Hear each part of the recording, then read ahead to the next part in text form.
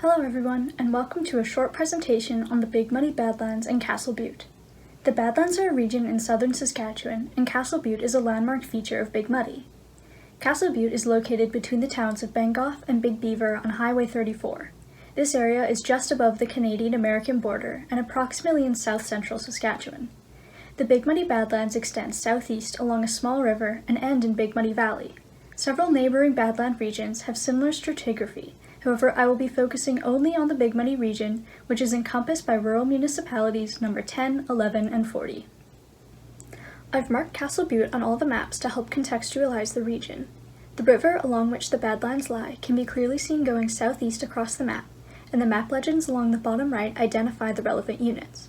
The Badlands are mainly composed of the Whitemud and Frenchman formations underlying the Ravenscraig Formation, with young glacial deposits on top of everything.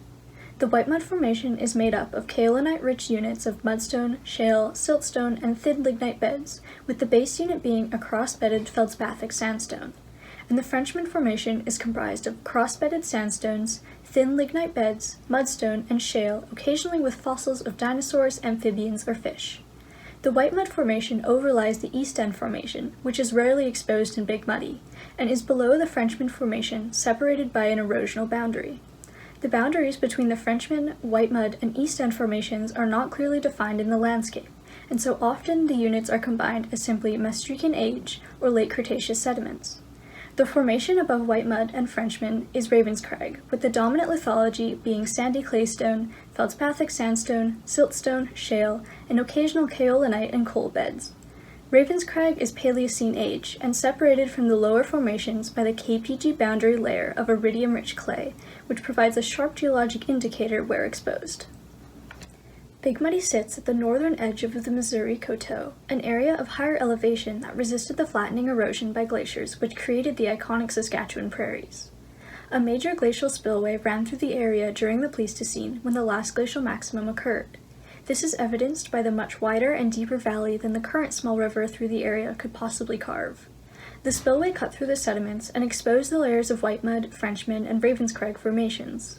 Smaller gullies that split off the main spillway isolated individual buttes, including the prominent Castle Butte. The glaciers also served to leave a thin veneer of sediment over the area. The history of Saskatchewan does not involve many orogenic events, as the province has been inland since the Precambrian. During the Cretaceous period, southern Saskatchewan was covered by the Western Interior Seaway, which left extensive shallow marine rocks including carbonates, evaporites, shale, and sandstone. By the end of the Cretaceous, the Western Interior Seaway had receded, exposing dry land that became populated by terrestrial organisms. The next significant landscape change was due to glaciation over North America. All of Saskatchewan, except for small highlands in the south, became covered by the Laurentide ice sheet during the Pleistocene epoch. This last glacial maximum was part of the Wisconsin glacial period and is responsible for the erosion over Saskatchewan, which stripped away much of the sediments deposited throughout the Paleogene period. As the glaciers retreated, till accumulated into moraines that dot the area surrounding the Big Muddy Badlands. The Badlands themselves are a former glacial spillway that channeled meltwater southeast away from the retreating glacier. Water flowing through the area cut a wide valley in the landscape, which exposed the sedimentary layers that can be seen today. Resistant sections of the landscape avoided heavy erosion as the cap rocks protected softer layers below. The meltwater bypassed resistant sections, instead cutting branching valleys across the area. Some buttes became fully surrounded by the river and thus isolated within the valley. After the glaciers had retreated further north, the spillway lost its supply of water and the river shrank to its current size. Erosion by wind and rain continues to change the landscape to this day, though less dramatically than the preceding glacial events. A standout feature of the Big Muddy Badlands is Castle Butte, an isolated 60-meter-tall peak in the northwest portion of the Badlands. The butte displays Whitemud, Frenchman, and Ravenscraig layers clearly along the steep sides and is topped by a gray layer of popcorn-weathered bentonite that resisted erosion. Weaker layers below the top, particularly sandstones, are eroded by the rain into beautiful vertical pipes along the edge of the butte. There are also several caves within the butte, many of which are large enough to climb into, that have formed as rain percolating through the layers dissolved cavities from susceptible rocks.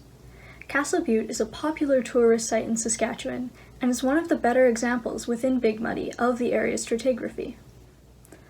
the Big Muddy Badlands have been and continue to be an important place for humans. Historically, Castle Butte was used to landmark navigation, and many teepee rings in the area indicate life and travel throughout the valley.